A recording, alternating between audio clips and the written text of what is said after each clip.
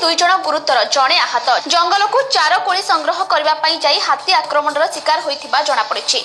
आक्रमण में दुई महिला गुरुतर होइथिबा बेले जड़े पुरुष आहत होइछन्ति। समस्त को स्थानीय लोक माने उद्धार करी निकटस्थ किसान तांडी डाक्तरखाना रे भर्ती करथिले।